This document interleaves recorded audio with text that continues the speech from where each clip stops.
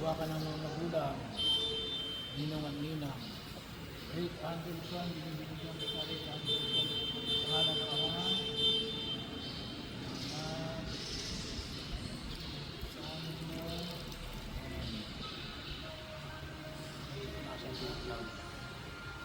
ngayon naganagan ng Diyos sa ng ating Panginoon sa Kristo, ang gawing pagsilang sa Diyos, ng Espiritu Santo, ang pagkapain ng langis, ang nagkakakilala ng pagluto ng Espiritu Santo, sa muling sinilang sa binyag, palimagan mo ang bagay ng Diyos sa kanyang pagkakas sa isang hari, hari kong pwede na ito sa walang hanggan, damit ng binyag, damit ng binyag, ipagda ng uling pagsilang kay Kristo, ang kakilang karangal mga naway manatiling wagas at ilang bahay kung sa kanyang karangalan hanggang matamo niya ang buhay na walang hanggan. Hindi mo na sinabi.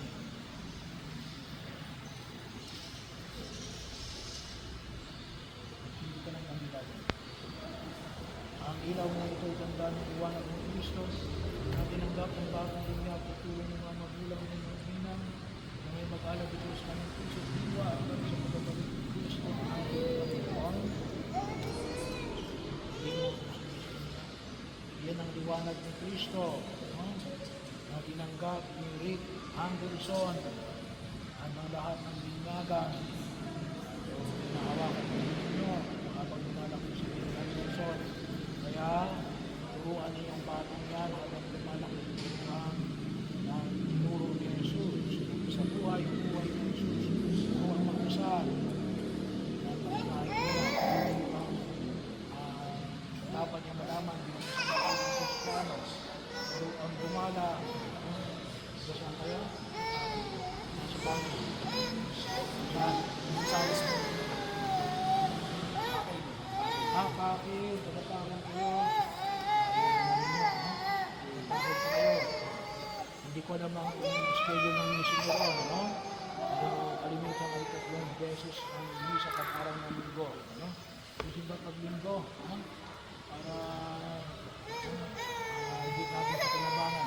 Saan na ba kayo? Saan? Marami po. Ang simbahan lang ngayon may mga programa talagang focus sa pag-ibig sa pera. So, mahalaga hindi natin sa kinabangan. Hindi na tayo ng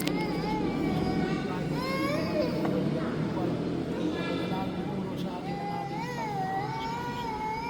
Masalin natin ang Ama namin. Ama namin sa salamat para sa ang kasamin ng bayan. Bigyan niyo kami ng mga kakanin sa araw. Patawarin niyo kami sa aming mga sala para ng pagkakatawad namin sa nakakasala sa amin. Huwag mo kami kayo sa program kami sa lahat ng masama. Sa pamamagitan ng binyag, naging anak tayo ng ating amang masalamat. Sa pamamagitan ng binyag, tayo naging kapatid ng ating Panginoon sa Kristo. Sa pamamagitan ng binyag, tayo ginagabayan ng Espiritu Santo. Sa pamamagitan ng binyag, tayo naging anak ng ina ng ating Panginoon sa Kristo. Tayo naging anak ng mahal ng Maria. Dito, tawag namin ay Nuestra Señora de la Natividad, Nuestra Señora de la O.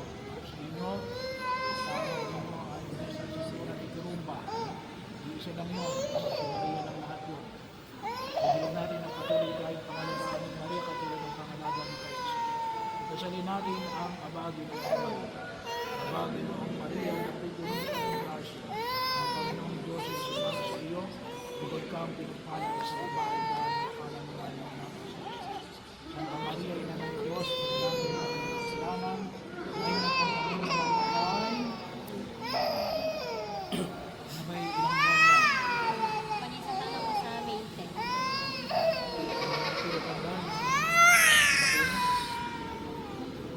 Mag-1 year na, mag-1 year na. Tapos po, Yung galing ang batang mo sa pagtanggol ng Panginoon.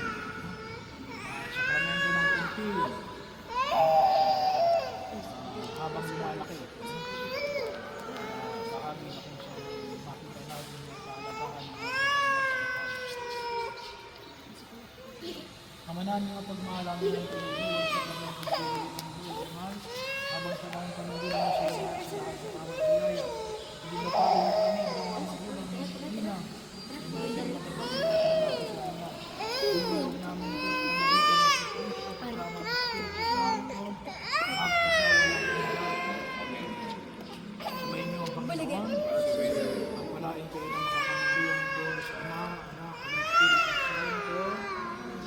Patay na po ang mga kandila.